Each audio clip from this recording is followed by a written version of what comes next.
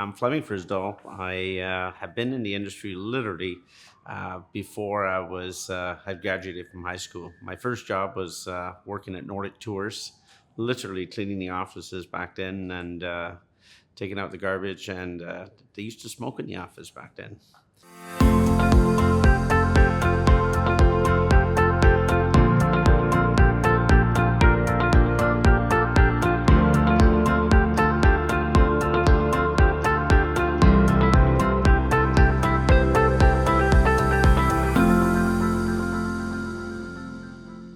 Welcome to Voices of Travel, The Next Chapters, an interview series that captures the passion, humor, and character of 15 remarkable people as they tell us the stories of their careers in the industry. Thanks for joining me, Flemming. Nordic Tours. It was located in Vancouver, wasn't it? It was founded by my mom and dad in 1977.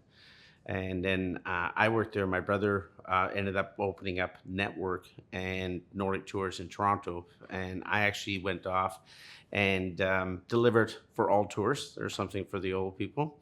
And then I actually went to destination. I lived in Egypt, Greece, and Kenya. It was really the first job in travel where I took care of customers that came there. And I lived there for 3.5 years.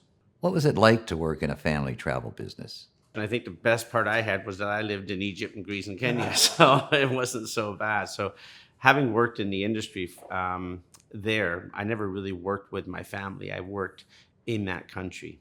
What was the industry like back then? I mean, how was it different from today?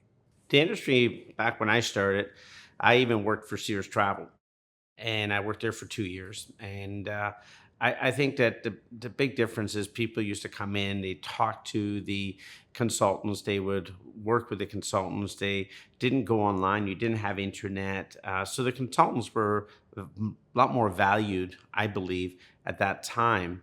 And I think that had died off a little. And I think, now it's come back significantly, the value of a travel professional. Even with all the technology, social media?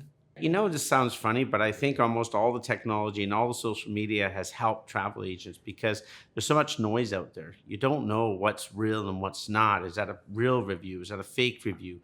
What sites can you trust? So I think that travel professionals and, when you look at the top performing agents, and even today, and it was the same back then, is the ones that go and actually travel and experience the product and can speak from their heart about what they felt.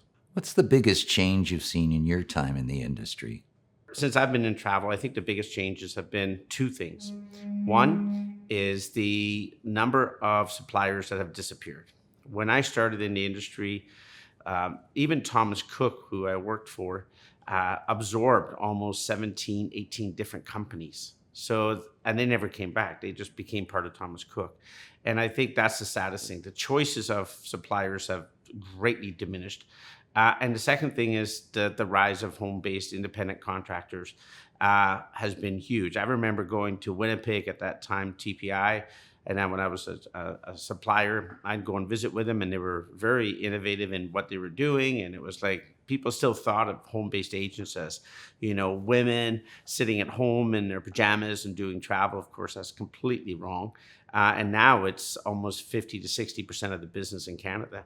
Back in the day, independent contractors were very, very controversial.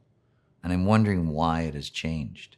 I think the reason that you saw a change and why independent contractors have been better received and are now looked at as being, oh my God, look at some of them. Some of them are selling literally. We have partner agents that are making over $250,000 selling travel. That's not their sales, that's what they take home. And that's amazing. And how can you as a supplier not go, hold on, how much? Us as a company this year will do $400 million. And I mean, that's all independent contractors. That's bigger than Sears Travel was, iTravel 2000 was.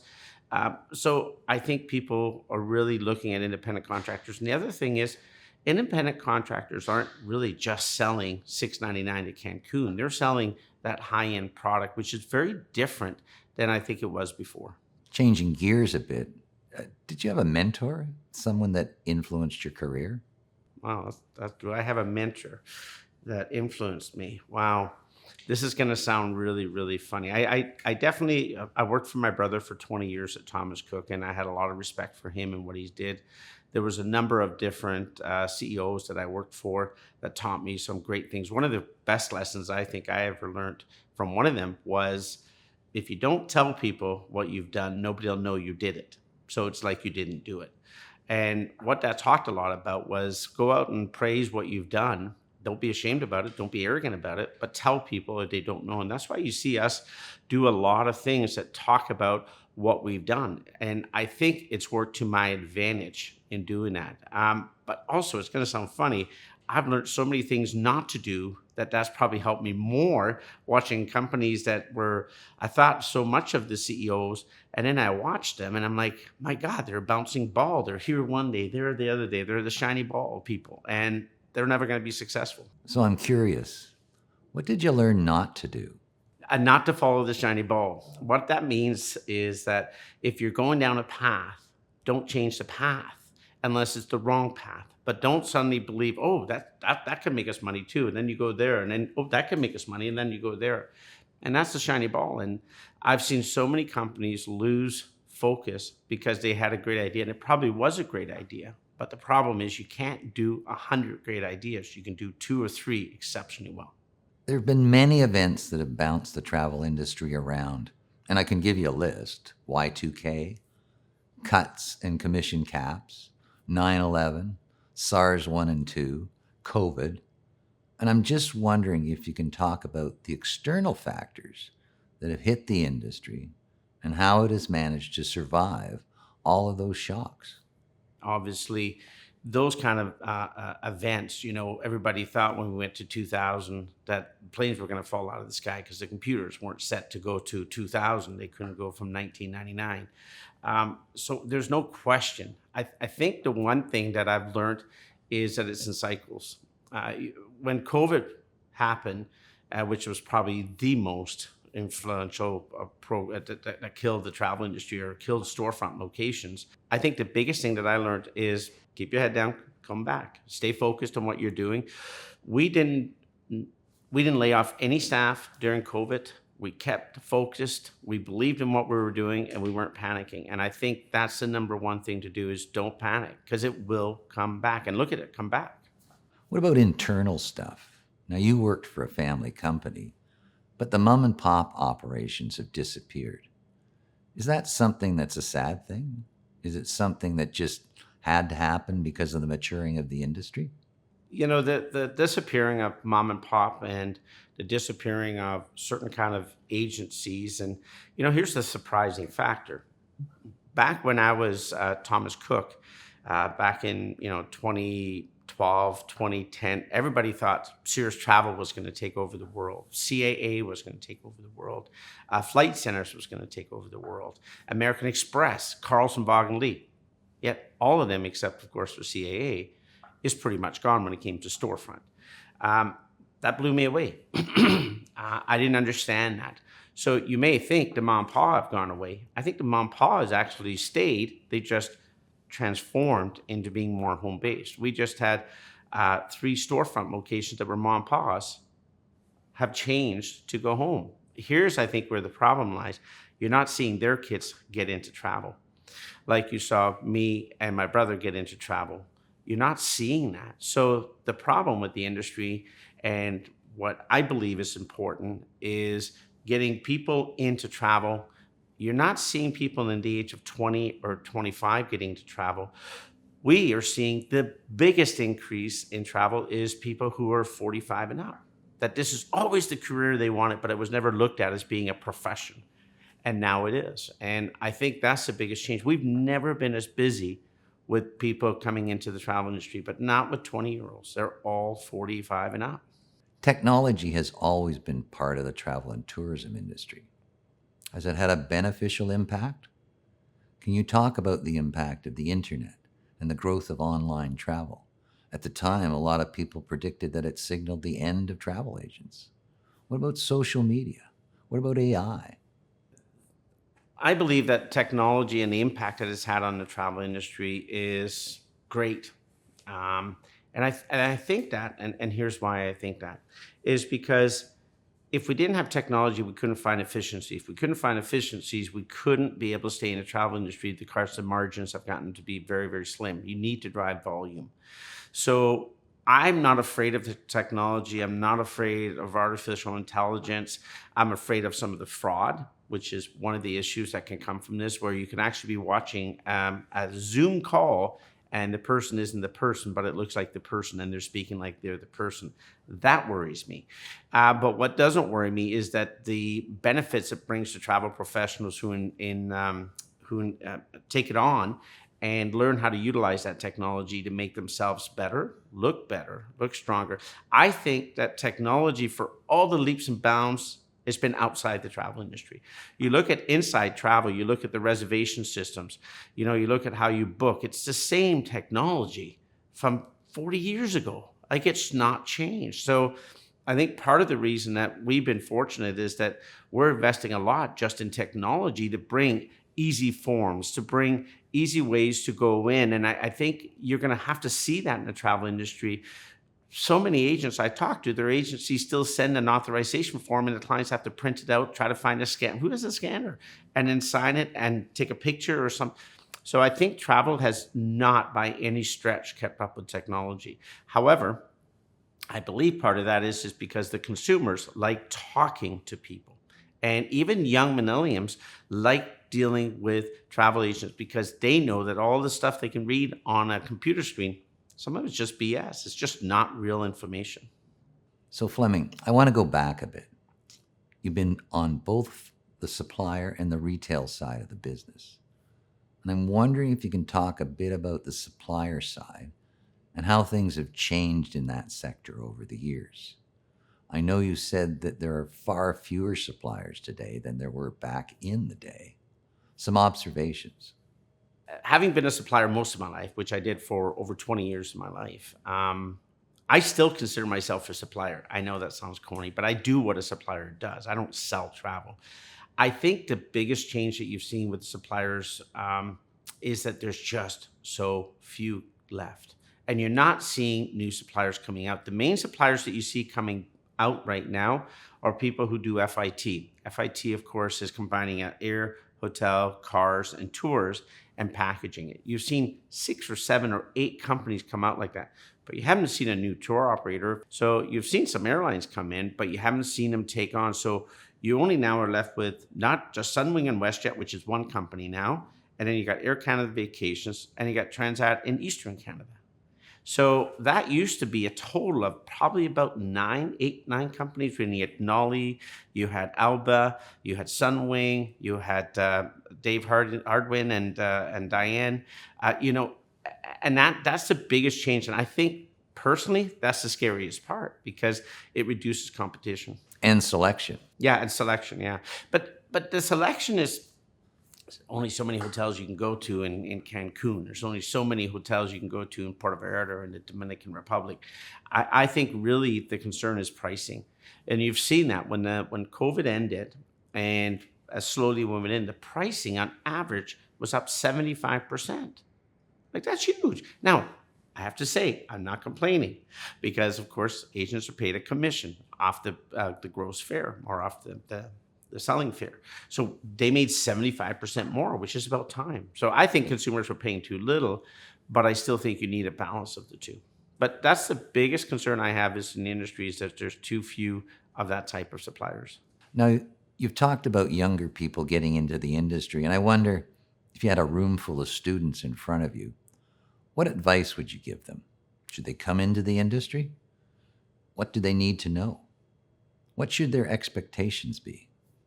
I think one of the concerns there are with why you don't see as many young people come into the industry is because, in a roundabout way, is with independent contractors. So in the old days, when we were even Thomas Cook and I would hire, we would start out with a room full of 30 to 40 people to go into Holiday House call center to answer calls. We would whittle it down, and these are usually people that came from travel school, which really didn't know a lot when they come out after a 2-year program. We would whittle that down to 10. We knew that about 70% of the students couldn't cut it, okay? But they were coming into a job where they knew they were gonna get paid a salary. Good or bad, they knew they were gonna get it. The thing with independent contractors, why you're seeing people more in their 40s or older, is because they've got income, they are married, possibly, they've got a reserve of cash or money, so they can know that they can survive for a year or two until they start making some money. Where the young people, they come in and agencies aren't going to hire them, not a lot of them, because they don't want to take them on brand new because they have no client base, and also they don't know squat. And you don't see the Marlins or the like corporately owned Carlson, the Sears, where they took on the new people in the industry and they would help build them up. You don't see that today because there's no loyalty. Back then, people would work at Sears Travel for 30 years. They would work for Marlin Travel or for Carlson or Amex for 20, 30 years. Now, well, who's paying me more? Bye-bye. So that's the problem. Is that you don't see the young people getting in because they can't get a guaranteed income and they need an income, which makes sense. What about your best memory of working in the industry? Wow. My best memory in the industry, I wish I could remember 30 years of it. My goodness gracious, I'm happy if I can remember yesterday. I think my favorite part about what I do today or what I did before is my favorite part is working for travel agents. And it may sound like a cliche or I love that. I love working for travel agents. I don't want to deal with a consumer. Oh my God, I don't know how travel agents do that. But watching a travel agent succeed and watching them make their dreams come true financially or doing something they haven't done before. I love one of the big things that we've done now is that we support, charities. Pencils for Kids is a charity. We built 4 schools. So being able to do that is probably what I enjoy the most about what I do, is giving back. Every time we go to a destination, I love going in to, we find either a school or we find usually a center where it's a small grassroots, and you go in there and there's a woman who was abused and she started the center to help other people and other kids. And we go in there and we do a bunch of stuff for them. That is my favorite memory in what I do in travel. It's not traveling. I don't like to travel anymore. I mean, I love traveling with my daughters and my wife. I love that, but it's doing that. So what's your worst memory, Flemming? Probably March 13th when I got on a plane of 2020, when I got on a plane and flew back to Vancouver and said, oh, I'm going to be back in Toronto. COVID will be over in, probably 2 or 3 months, and I'll be back in the office. And the worst memory is that took almost 30 months before I got back to the office. So that's been one of the worst memories ever, is having to go through that and knowing how many people suffered. We were lucky, and I knock on wood, but how many people suffered so badly. And the first Christmas in 2020, we did a thing with over 50 of our fellow agents for Christmas, and having to actually do that. Give them. So what we did is we gave them food, we gave them money for food, gifts for each of the family, tree, and gift for the dog, and we gave that out. It was about $800 per family that we gave out. But having to have done that was sad, because you knew that was hard for those people to ask. For them to ask, wasn't easy. So that was sad. That was really hard because that sucked. Was there ever a time you said you'd had enough? No. I would never want to leave the travel industry. I think it's the one place I feel comfortable. When I lost my job at Thomas Cook because of what was happening at Thomas Cook, we got offers to work outside travel. I'm like, hell no. I love travel. I love the people. One thing about travel I think that people don't understand is that if you work in a manufacturing and you go to a place and everybody makes beds, nobody talks to each other because they're all like, well, that's my competitor. Here, everybody talks together. Like when I was a supplier, my best friends for traveling was other suppliers. And when I see retail travel agents today, many of them still recognize me from Thomas Cook. Never would I ever want to leave. I think it's one of the most friendliest, heart-warmed industry. It's one where you feel at home. And no matter where you are, people are going to help you if you need help because you're part of that industry. In the next decade, what do you see as the industry's greatest challenge? What does it have to do to meet that challenge? In the next decade, what do you see as the industry's greatest opportunity? When you look at the next decade, I honestly think the biggest problem is going to be keeping people going into the travel industry and getting fresh minds and new perspectives. I think part of the problem with travel is that you're not getting new people in and fresh people with new ideas. And the people running the companies are been doing it for a long time, and steady Eddie seems to win the race. And I don't believe in that. I don't believe that's the right approach. But you're not seeing a lot of technology, or you're seeing tech companies that build stuff for travel, but they don't quite understand travel, so they're not quite nailing it. I honestly think technology of not being there for travel industry is going to be a concern, and not getting enough people into travel as being travel agents is going to be a concern. You look at all the suppliers are having such a hard time hiring people, and they're offering free travel, and it's not getting people in to work with the suppliers. So they don't have people answering the call. So we don't have people they can call into and book a group with. I think those are the things that are going to be real stumblers. So what's the biggest opportunity? The biggest opportunity, I believe, is being a travel professional. I think being a travel agent, and I believe it in my heart, you deal with three things that no other company in the world deals with when you sell. You deal with people's disposable vacation. So most people get 3 weeks maybe, and you screw it up, but you get it right, they're going to remember you. You deal with disposable income. Right now, the average is about $3,500 for a company. You screw it up, well, they can't get that money back. But you do it well, they're going to be so happy that their vacation and money was well spent. And you deal with interaction. If you book people into the wrong type of hotel or wrong experience, they're going to have a miserable trip. But if you nail all three of those, you're a hero, and people get cards and gifts and I love you and all those kind of things. How does that make you feel great? Like, how does that make you feel that you made a difference in someone's life that they're going to remember for the rest of their lives about what you did for them? Thanks for telling us your story, Flemming. And thanks to all of you for joining me for this episode. I'm Bob Mowat, Executive Editor of Canadian Travel Press, and I hope you'll join me for another remarkable conversation on Voices of Travel, the next chapters.